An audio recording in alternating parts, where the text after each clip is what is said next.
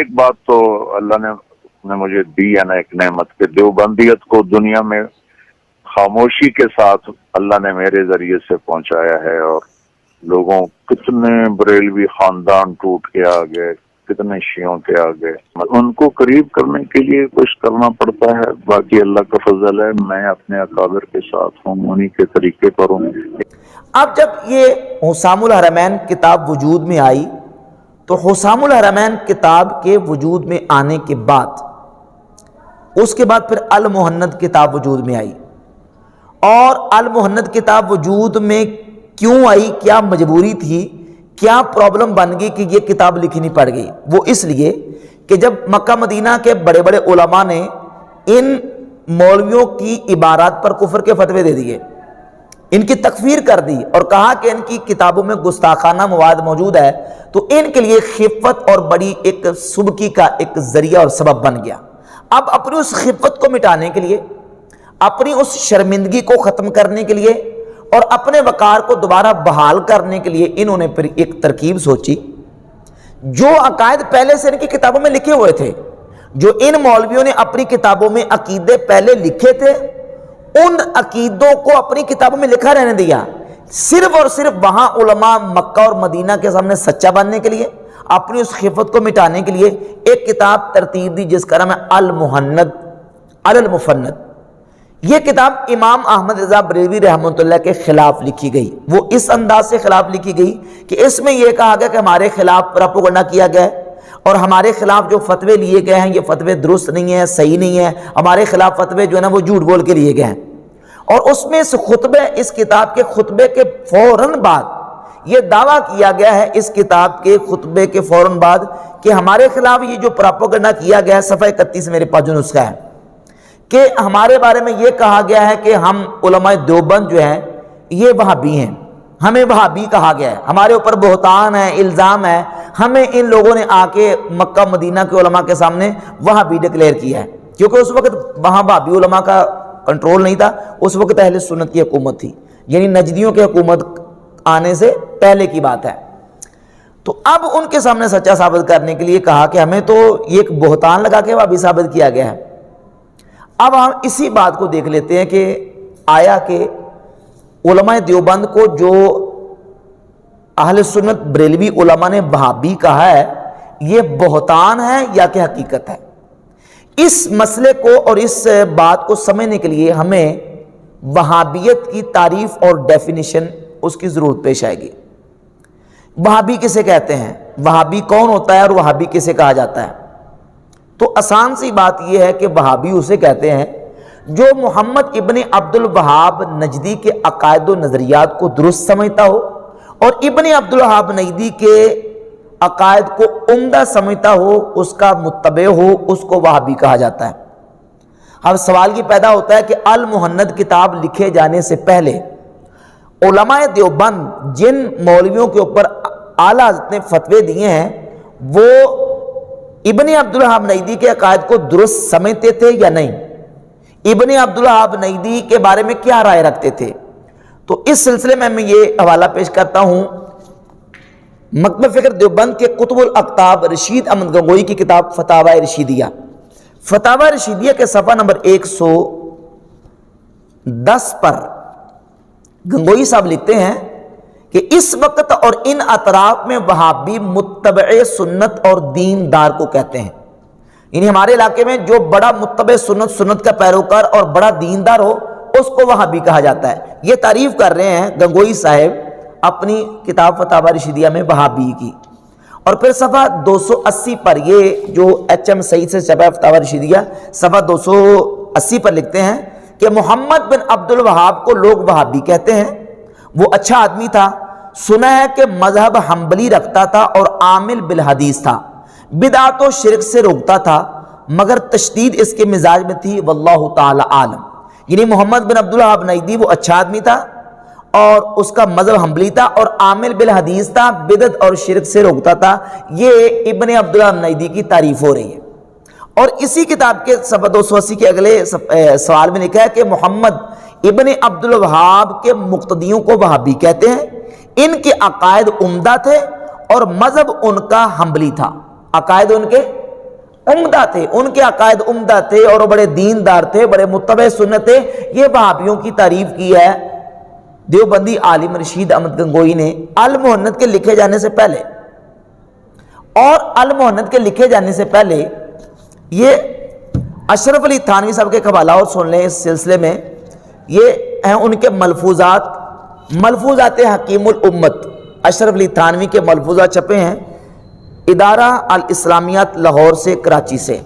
اس کی جلد نمبر 7 ہے اور جلد 7 کے صفحہ نمبر 80 پر ملفوظ نمبر 112 ہے۔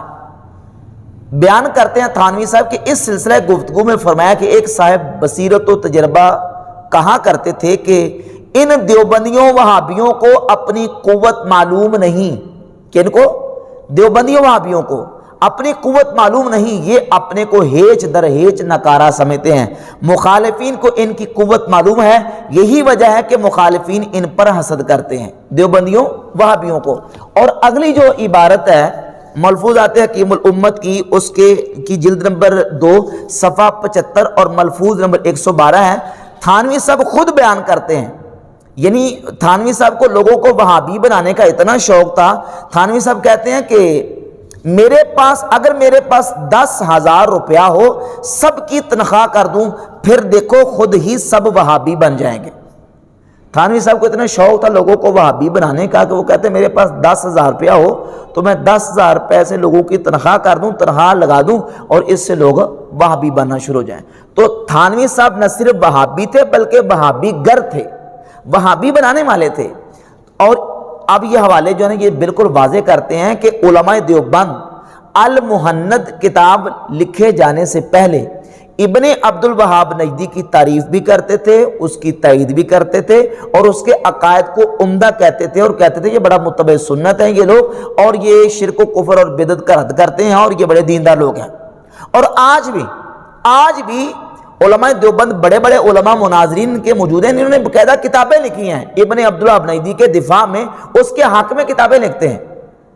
اور جب بات آئی المہند کی، مکہ و مدینہ کے اس وقت کے اہل سنت علماء کے سامنے اپنی صفائی پیش کرنے کی، اپنی خفت مٹانے کی، تو اس کتاب المہند میں خلیل احمد سہارنپوری نے اس کے صفحہ 60 پر ابن عبد الوہاب نجدی کے بارے میں جو رائے قائم کی ہے وہ ذرا سماعت فرمائیں۔ اور وہ وہی بات ہے، عبارت ہے جو امام شامی رحمۃ اللہ علیہ نے، جو کہ فقہ حنفی کی کتاب ہے، اس فتاوی شامی میں ابن عبد الوہاب نجدی کے بارے میں لکھا ہے کہ ابن عبد الوہاب نجدی اور اس کی تحریک یہ خارجیوں کا ایک گروہ ہے، اور یہ اپنے علاوہ باقی مسلمانوں کو مشرک سمجھتے ہیں، اور یہ جو ہے نا مسلمانوں کا خون بانا حلال سمجھتے ہیں۔ وہی فتاوی شامی کی عبارت یہاں خلیل احمد سہارنپوری نے نقل کر دی۔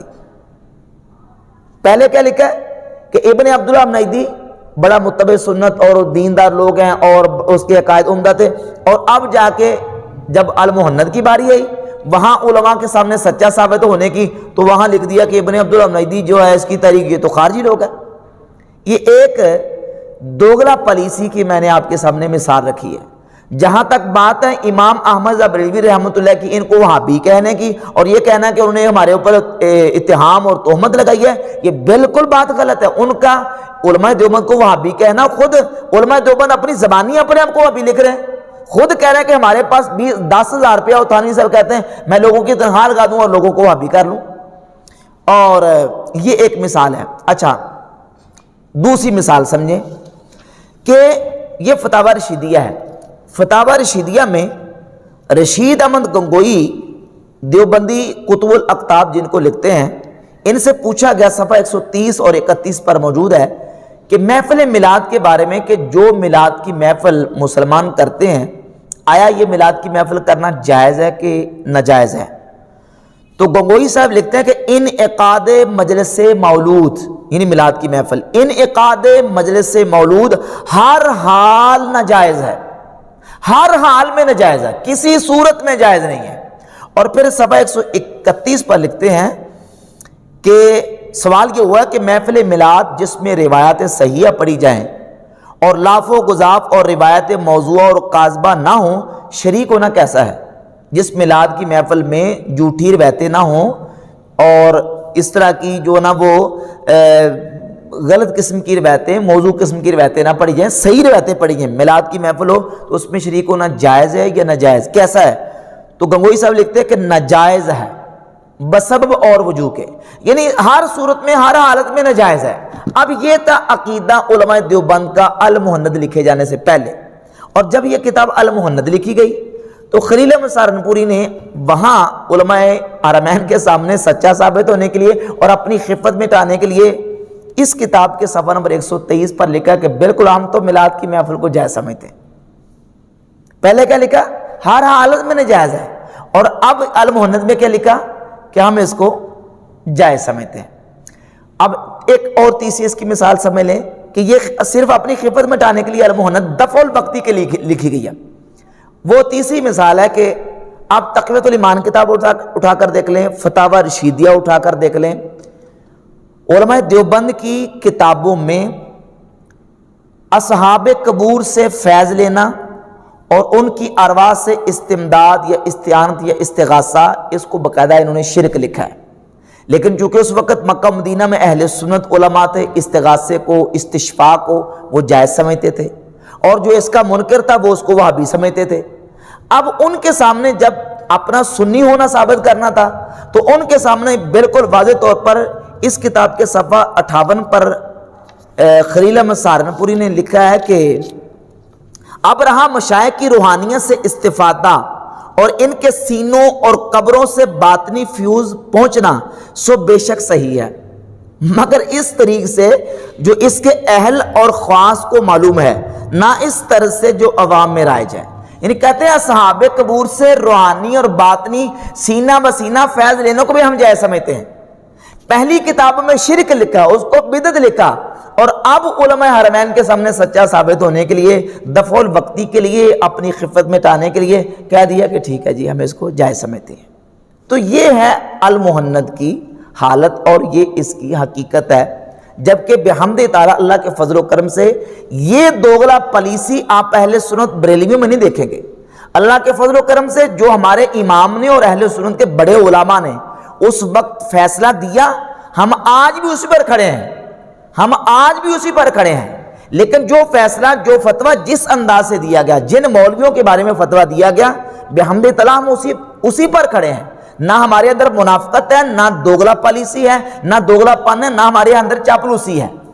اللہ کے فضل و کرم سے ہمارا چونکہ ایمان عقیدے کا مسئلہ ہے، اور نبی پاک صلی اللہ علیہ وآلہ وسلم کی جو نا وہ شان اقدس کا مسئلہ ہے، حرمت رسول کا مسئلہ ہے، حضور کی ختم نبوت کا مسئلہ ہے، تعظیم مصطفیٰ اداب رسالت کا مسئلہ ہے۔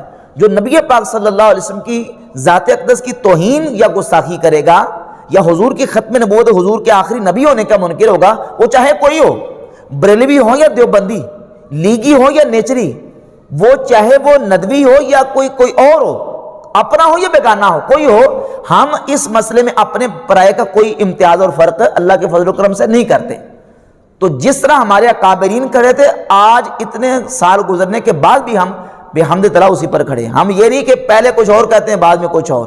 ایک جگہ پہ امام احمد رضا بریلوی کو یہ لوگ جو ہے وہ پتہ نہیں کس طرح زدوکوب کرتے ہیں، اور دوسری جگہ پہ کہتے ہیں نہیں جی ہم تو بڑا تعظیم کے ساتھ، احترام کے ساتھ نام لیتے ہیں۔ آج بھی ان کے مناظرین کا حال دیکھ لیں۔